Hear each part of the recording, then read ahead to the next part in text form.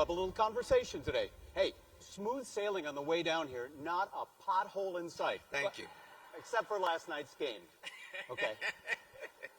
You and I have known each other for a long, long time, since your early days in the legislature. Yes. We have talked often about gratitude, how grateful we both are for what we have and where we are in the greatest city in the world.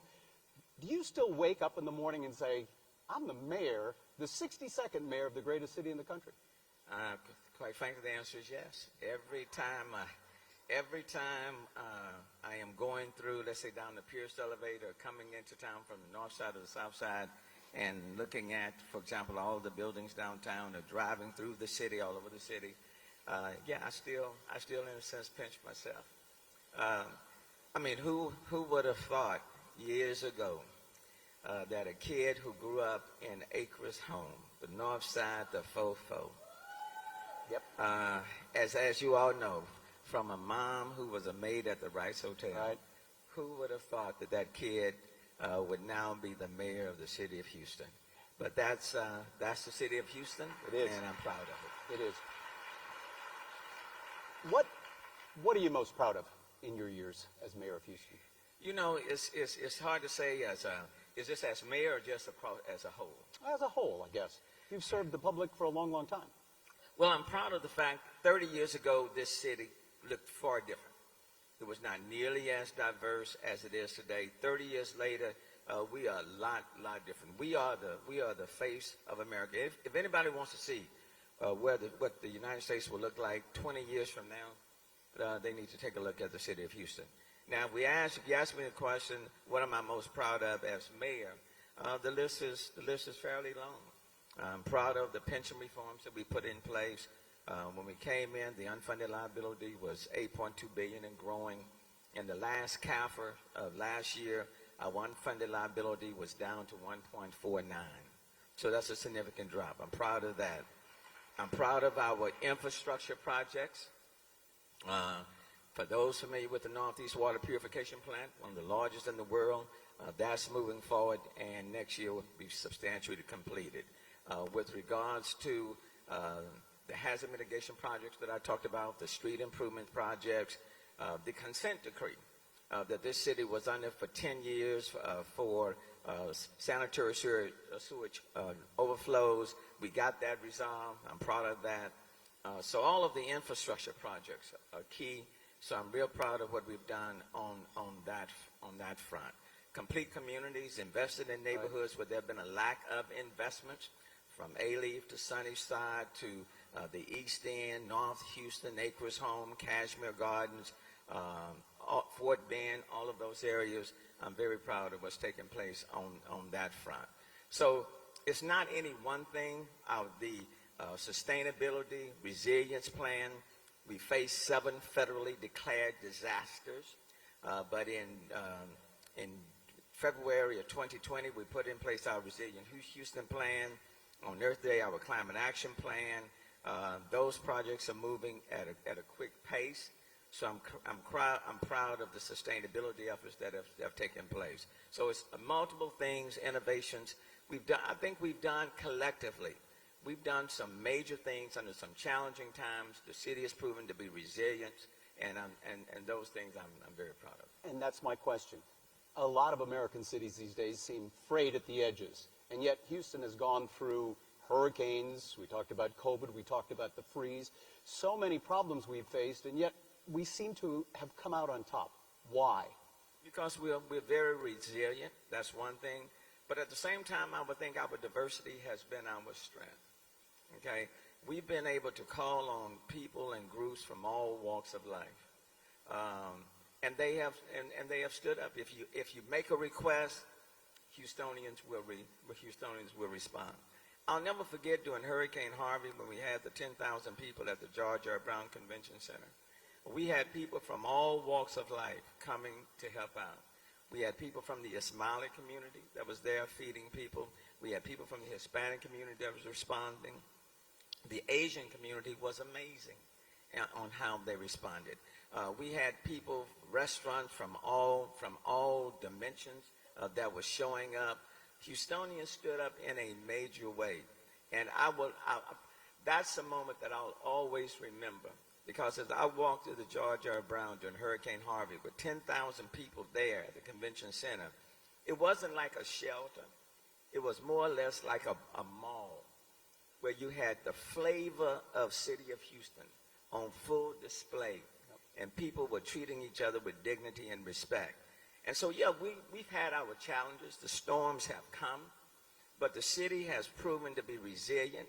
The other thing I remember is that there was a group of people who came in after Hurricane Harvey, and they wanted to see all the debris. They had heard about 52 inches of water falling, and they knew as they drove through the city of Houston that they would see all the debris on the side of the road. They rented these vans. They started driving through the city of Houston, and then they called and said, you know, where did the storm, where did the water hit? You know, and we said it hit all over. And he said, well, where is the debris and all of that? Well, that was gone. Now, inside people's homes still needed to be repaired. But that was the year in which the Astros went to the World Series, and what they did see were 1 million people lined up throughout the downtown area. That's the city of Houston. We weather the storms well, we rebuild, but we don't necessarily rebuild back. We build towards the future. We build better. Let's talk politics. Just one question. You're a politician for a long time. No, I'm not a politician. Okay. Well, you served. I'm a statesman. That's true. That's true. That's true. And he's grateful for that, too. All those other politicians out there, you know. We seem to have reached such a divisive point in this country where, you know, working for the common good and compromise seem to be things of the past. Are you worried about the future, and how do we get out of this? How do we go back together? And you know, I'm a very, very optimistic person. I would tell you this is the first time that I'm concerned about our country. Okay. And very much concerned. The atmosphere is very toxic. The misinformation is just flowing. And it seems as though people have gone to their corners, and nothing is moving anybody. And that's very, very disturbing. It's almost as if I get mine, I don't care what people do. Facts don't matter. When I saw those commercials about Houston having more murders than Chicago, and call people and say that's not true, it just seemed like But at the same time, people take information and they run with it. So a lot of misinformation. I am concerned about our democracy. I am concerned about our civility. And I am concerned that if we are not careful, we will engage in a downward spiral. And it's going to get real bad before people realize this is just not good. And not good for our children. Let me talk specifically about the city of Houston. We are the most diverse. Well, let me tell you, as the mayor of this city, it's not easy to keep a diverse city together. You have to work at it. You have to be intentional. You have to be in these different communities, because people want to feel as though you are their mayor. And when you are their mayor, you show up at their table, in their home, at their events, listening to their concerns, customizing what you do to fit them. But being the mayor of the entire city, you also are the catalyst holding it together. And that's not an easy thing to do, and it's not one and done. So people ask me all the time, Sylvester, why do you go all of these places? I go to all of these places because they are Houston. And you have to be at their table. Now, let me also say this. When you have a very diverse city, if you allow people to come in and divide it can be very, very bad. So if people put out certain misinformation pitting one group against another, and if that starts to penetrate, and you create these divisions of one group against another, then a diverse city can be a very destructive city. And it will work against you. And so in this political environment right now where people just want to win at all costs, then you can win, you can gain a temporary victory, but the long-term damage will far exceed 7 federally declared disasters. And it will be very difficult to put a very diverse city back together. That's my concern. And I'm afraid that where we are right now, that people are so committed to their own interests that anything that anybody else does is okay as long as I get mine. That's dangerous, and it's dangerous for our kids because they see and listen to what we do and what we say. So it may be all right for those of us who are adults, but what I would ask people to remember, when you do engage in those things or allow it to take place, think about these children. And then lastly, when good people stay quiet, when good people don't stand up, then those who are perpetuating these divisions, misinformation, they prevail, and then we all suffer. And so my hope is that the good people who know right from wrong, good from evil, facts from misrepresentations, that the good people will stand up and reclaim your position, and then we'll have a better city, a better state, and a better country.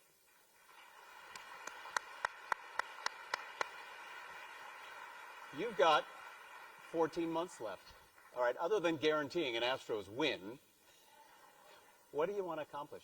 What's on your mind?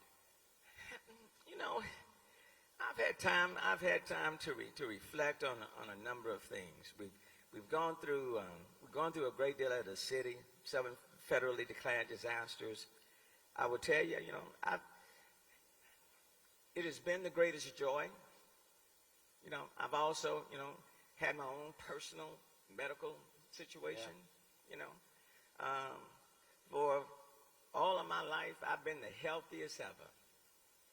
And you deal with 7 federally declared disasters. I go to the dentist to get a root canal. On my way to France with the trade mission, and doctors come and say, a little bit better, a little bit more than a root canal. I say, what is it? We got to go and test you out a little bit. And so I go and get a biopsy. And just before I was getting ready to go, doctor said, I don't think you're not going to make this trip. Okay. And then the next thing I know, a week later, I'm in the hospital, 9 hours of surgery, and they discover what they call osteosarcoma right there in my jaw area. And this was on July the 30th, in surgery for 9 hours, where they are doctors working up here, doctors working on my leg, to replace the bone right up here. They're having to take bone from my leg and to restructure. In the hospital for 8 days. Went through radiation for 6 weeks. Every single morning, Monday through Friday, 7:30. August the 1st through September the 12th. Back at City Council that day, continued to do what I needed to do in the city of Houston. Let me tell you, I have been blessed. I have been blessed.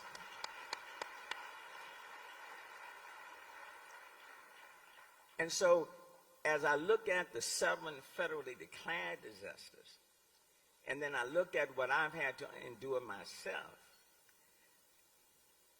and then, you bounce back.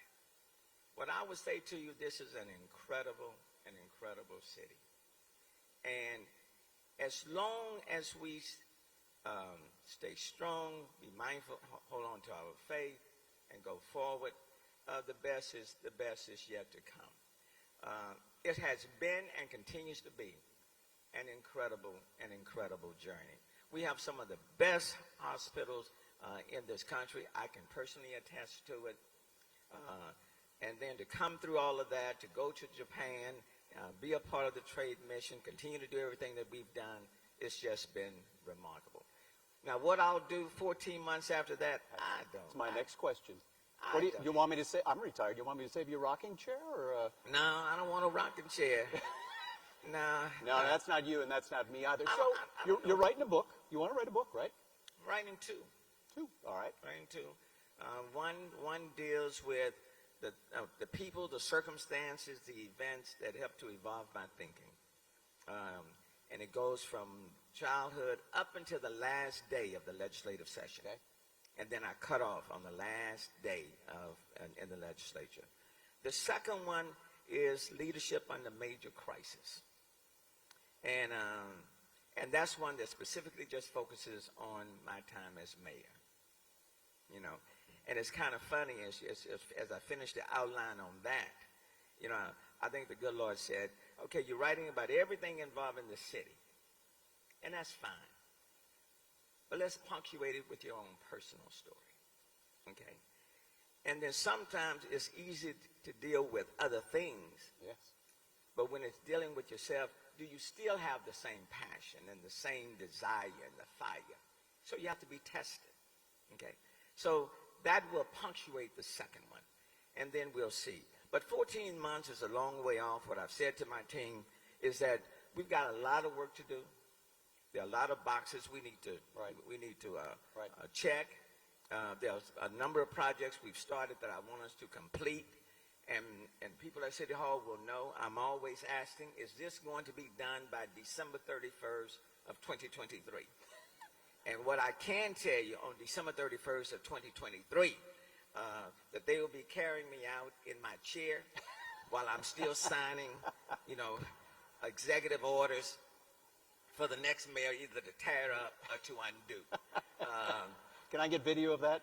Yeah, you know, but I intend, I promise you, you hired me for 8 years, and I promise you, you will have me on the job for the full 8 years. Tomorrow will take care of itself. Okay.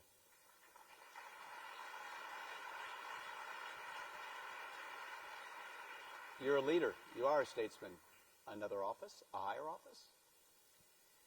I don't know. If you ask me one week, I may say yes. If you ask me another week, I'll say, yeah, I don't know, no. I literally don't know. Okay. You know, I wanted to be mayor for such a long time. You know, the reality is, I got the best gig that one could have, with the challenges and all. And truly speaking, if I could run again, I would run again. Okay. So this is. I mean, how often do you get to be the mayor of the city in which you were born and reared, and then, you know, still living in the hood? And then the greatest thrill is when I return back to my neighborhood. I mean, you know, it's the kid who made good, you know. And there's that gratitude that you and I talked about so often. Where does that come from? The gratitude is that, you know, my mom and dad always said, if you're not grateful, then you're sinful. And their thought was, number one, nobody has to do anything for you. True. I mean, that's number one. You know, Cindy, Elizabeth, Houston, you know, nobody has to do anything for you. So that's number one. So when people do something for you, then you ought to be grateful. When opportunities are made available for you, you ought to be grateful. No one had to vote for me for mayor. Well, for 2 times they did. Had to bring that up. I had a flashback, you know. I was just going strong, and then I reflected back, you know. But let me just say this. All right. But even that was a part of the divine plan. It just was not my time. I strongly believe God orchestrated this moment. my time. 7 disasters, yes. COVID, yes. Monkeypox, yes. Winter Storm Uri, yes. But at the same time, we've done a whole lot. Resilience, climate, sustainability, innovations, complete communities, even the public safety issues. The appointments of many of people or directors for the first time. That was this time. The kids that are growing up. I think it's important for this younger generation to see people like myself where I am at this point in time. Tough, yes. But this is the time. And you can either be on the bench and the game is tight, the final seconds are coming down, and for some on the bench, they move further away from the coach because they don't want to be called on. Mm-hmm. And then there are some who are constantly looking at the coach saying, put me in. Put me in. I want to play. I'm fortunate that I've always wanted to play. I don't want to be on the sideline. And so in this city, and it is a great city, you want to play. And I'm looking at 1,600 people in this city and thousands of others who want to play, who are saying, put me in, call on me, I'm in. So this is an incredible moment. In spite of the toxicity, this is an incredible moment in which to be a Houstonian and to make a huge, huge difference. So I'm glad people didn't put me in 91, in 2003, but they said yes in 2015. Mayor, congratulations and thank you. Thank you, Tom. And we are all praying for you. Ladies and gentlemen, Sylvester Thanks Turner, very much. the greatest mayor in the greatest city in the world. Thank you, man. Oh, thank you, man.